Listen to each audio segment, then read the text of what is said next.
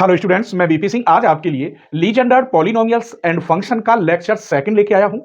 मैंने आपको लेक्चर 1 में लीजेंडर्स पॉलिनोमियल्स एंड फंक्शन को डिफाइन किया है, उसकी इक्वेशन बताई है और उसमें कुछ टॉप मोस्ट क्वेश्चन दिए थे। वो कौन कौन से क्वेश्चन थे उनकी एक झलक देख लीजिए। क्वेश्चन 1 में यह प्रूफ करना है पी एन 1 की वैल्यू 1 होती है, पी एन माइनस एक्स की वैल्यू -1 की power N P N x. Question 2 में ये दोनों प्रूफ दिए थे और क्वेश्चन 3 में ये 4 प्रूफ दिए हैं। 100% हर साल इनमें से एक एग्जाम में आता है, हर साल आता है, इस साल भी आएगा। तो उम्मीद करते हैं आपने ये लेक्चर 1 देख लिया होगा।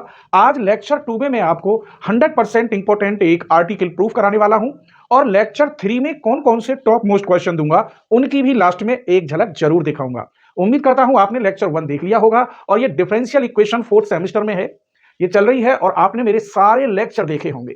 तो इसकी स्क्रीनशॉट ले लीजिए, फिर आपको टॉप मोस्ट आर्टिकल की झलक दिखाते हैं, ले लीजिए। चलिए, तो मैंने आर्टिकल इस पर लिख दिया है, 100% इंपॉर्टेंट आर्टिकल है। ये इस नाम से भी आ जाता है generating function for Legender polynomial statement and prove that generating function for Legendre's polynomial. तो आपको ये क्वेश्चन लिखना है, इसे स्टेटमेंट कहेंगे, फिर प्रूफ करना है।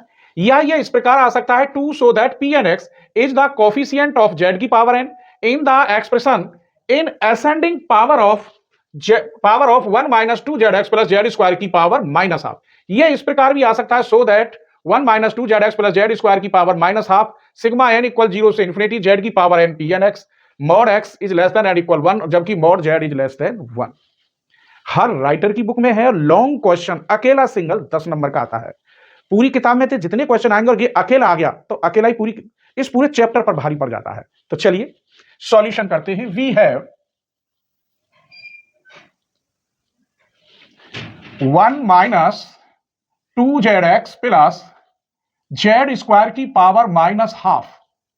इसमें से हम कॉमन लेंगे 1 माइनस जेड, बचेगा 2x, यहां बचेगा माइनस जेड की पावर माइनस हाफ।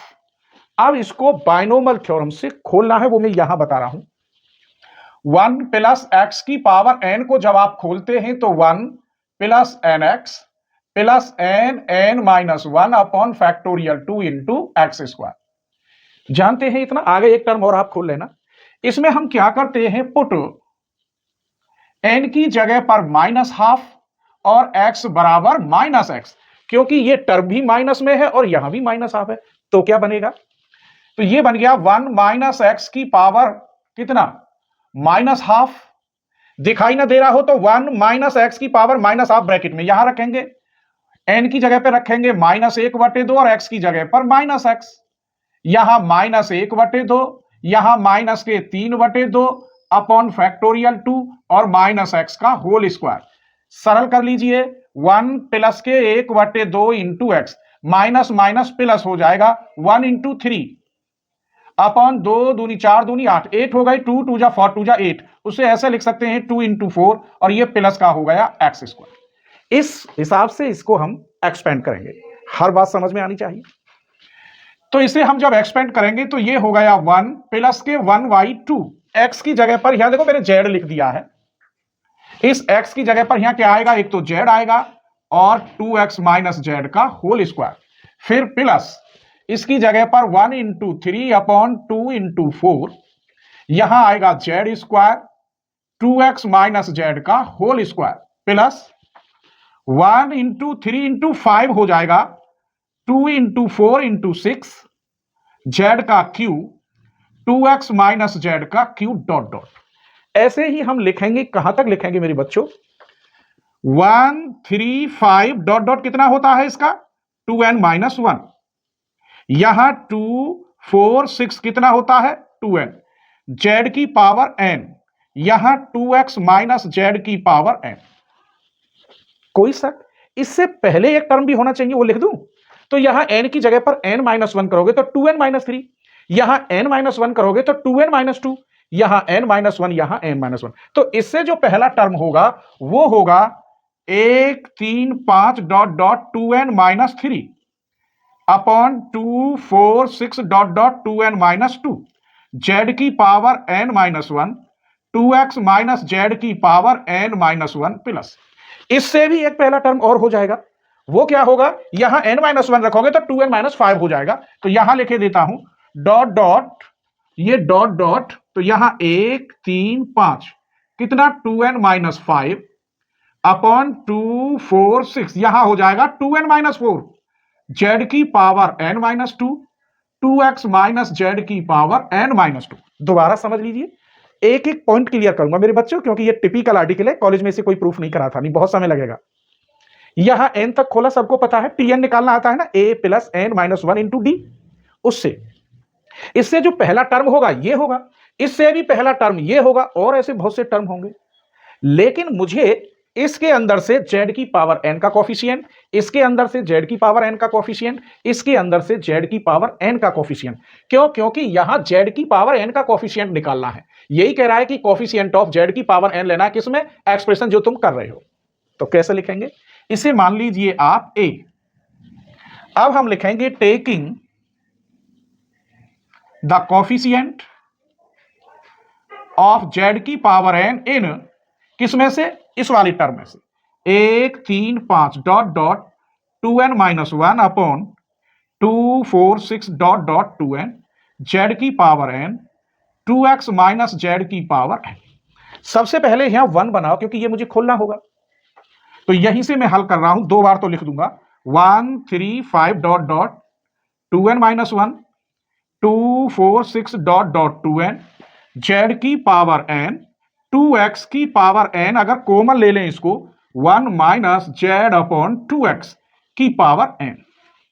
इसकी तरह इसे एक्सपेंड करेंगे, यहां 1 3 5 डॉट डॉट 2n-1, इसे मैं लिख सकता हूं 2 1 जा 2, 2 2 जा 4, 2 3 जा 6 डॉट डॉट 2n जा n जेड की पावर n, यहां 2 की पावर n x की पावर n, खोलिए 1 माइनस एन जेड आएगा यहां पर, एन जेड अपॉन 2x। बस इतना ही बहुत है, इससे ज्यादा खोलने की जरूरत नहीं है। क्यों?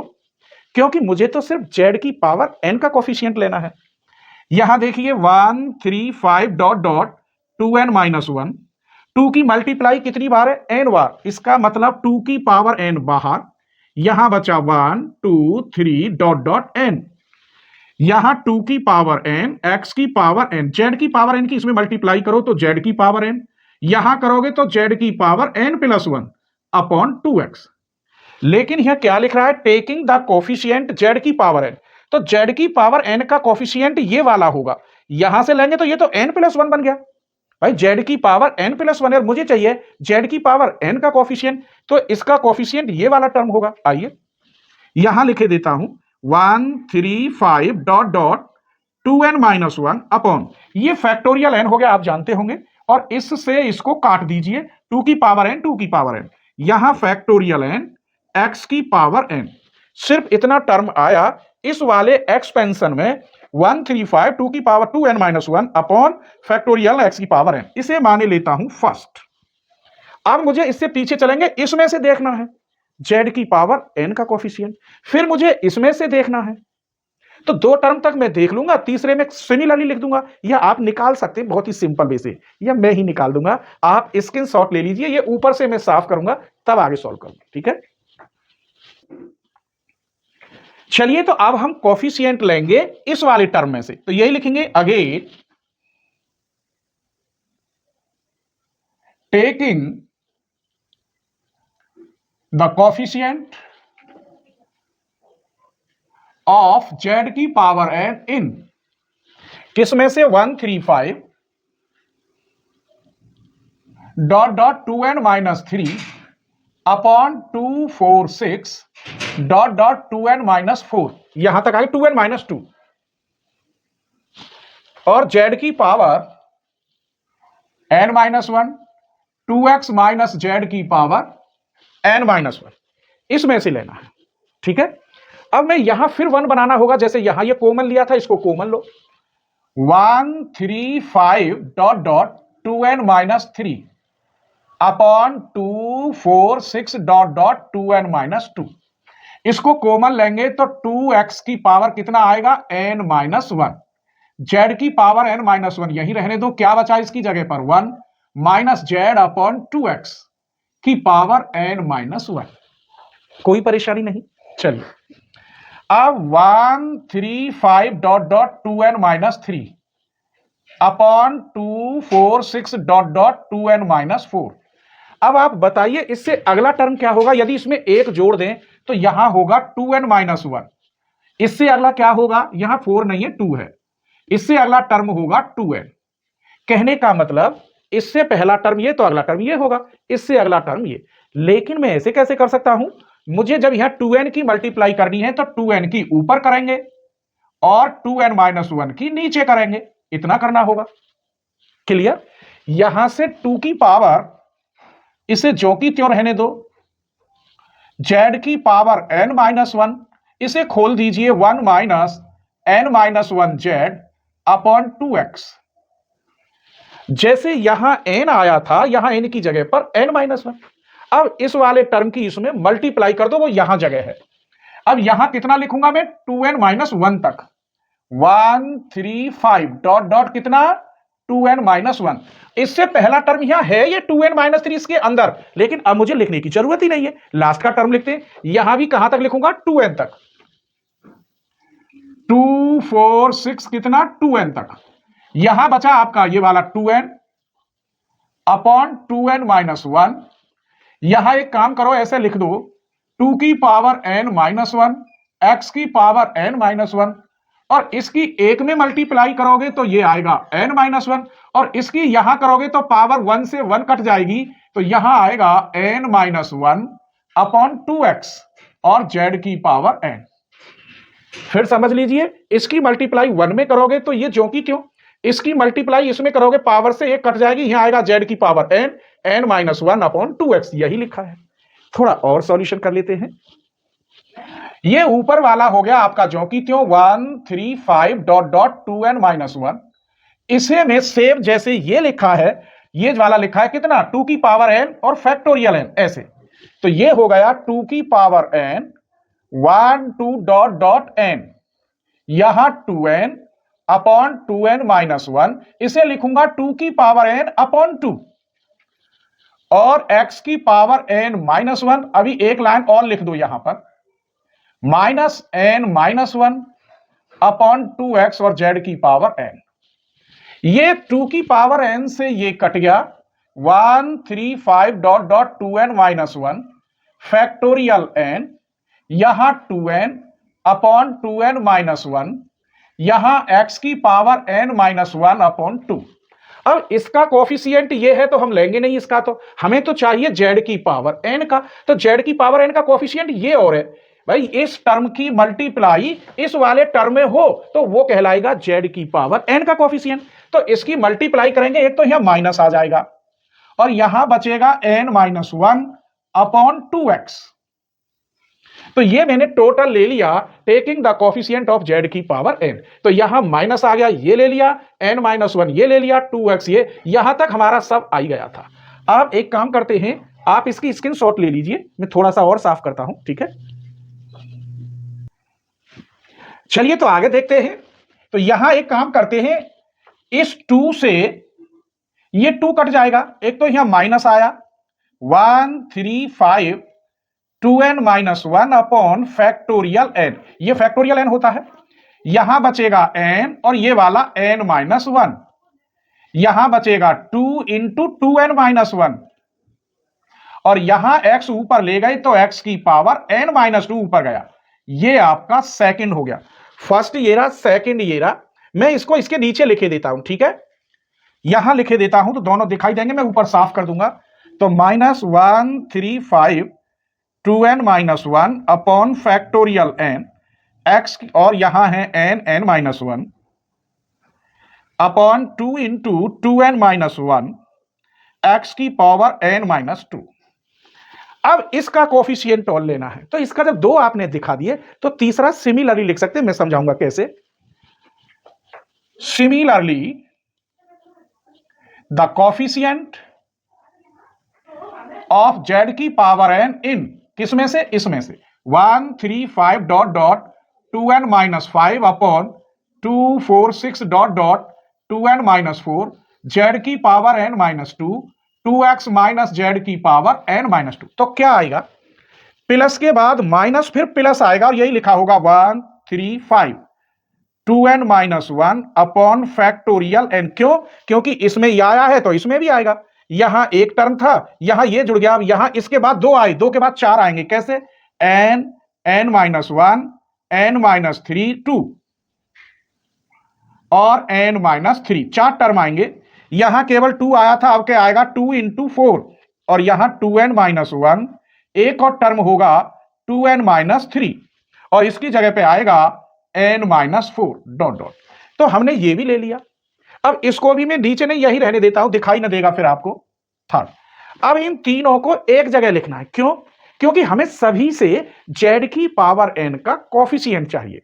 अब मैं लिखूंगा taking the coefficient of z की power n in expression a मेरा ये रहा जो मिटा दिया था, तो ये वाली लाइन मिटा रहा हूं, ये भी मिटा रहा हूं, केवल मुझे ये तीसरी लाइन चाहिए और ये दोनों चाहिए। स्क्रीनशॉट ले लीजिए। आइए तो देखते हैं। Taking the coefficient of z की power n in expression a। तो सबसे पहले हमने n वाले टर्म में से कोफिशिएंट लिया तो ये आया था 1 3 5 dot dot 2n-1 upon factorial n। ये इसमें भी आया है, इसमें भी आया है और इसमें भी आया है। इसका मतलब ये टर्म तो कॉमन आ जाएगा। तो यहां बचेगा x की पावर n, सेकंड में एक तो माइनस बचेगा, एक बचेगा ये वाला n-1 अपॉन 2 × 2n-1 x की पावर n-2। तीसरे वाले में ये बचता, ये तो कॉमन ले लिया और प्लस का साइन है, तो यहां n-1 n-2 n-3 upon 2 × 4 2n-1 और 2n-3 और इसकी जगह पे आएगा n-4 डॉट डॉट। ये क्या है? सब z की पावर n का कोफिशिएंट। तो इसे मैं लिख सकता हूं pnx। ये लेक्चर 1 में मैंने प्रूफ कराया है। इसको हम क्या कहते हैं? Legender function of first kind. तो ये pnx, और ये pnx है क्या? z की पावर n का कोफिशिएंट। तो इसे मैं कैसे लिख सकता हूं? दिस इंप्लाइज सिग्मा n बराबर 0 से लेकर इंफिनिटी z की पावर n का कोफिशिएंट है क्या? pnx। और ये एक्सपेंशन निकला किससे था? 1 - 2zx प्लस z स्क्वायर की पावर -1/2, इससे निकला था। क्लियर? जहां पर वो लिख लेना mod z is less than 1। तो ये आर्टिकल वेरी वेरी इंपॉर्टेंट है। इसको कोई भी टीचर, और शायद यूट्यूब पे भी ये प्रूफ नहीं है, लॉन्ग क्वेश्चन में हर साल आता है। स्क्रीनशॉट ले लीजिए और मैं बताता हूं कि लेक्चर 3 में आपको मैं कौन कौन से टॉप मोस्ट क्वेश्चन देने वाला हूं। स्क्रीनशॉट ले लीजिए। तो लेक्चर 3 में आपको टॉप मोस्ट क्वेश्चन हम कौन कौन से देने वाले हैं। ये क्वेश्चन 100% इंपॉर्टेंट है, प्रूव करने को आता है। ये दूसरा क्वेश्चन भी वेरी वेरी इंपॉर्टेंट है और ये हर साल एक्सप्रेस करने के लिए आता है। इस टाइप का क्वेश्चन, ये नहीं है कि यही आए, यहां x² + 2x + 5 लिख दे, वो भी आ सकता है। तो उम्मीद करते हैं आज का लेक्चर जरूर आपको पसंद आया होगा और अपने दोस्तों के साथ आप जरूर शेयर करेंगे। स्क्रीनशॉट ले लीजिए।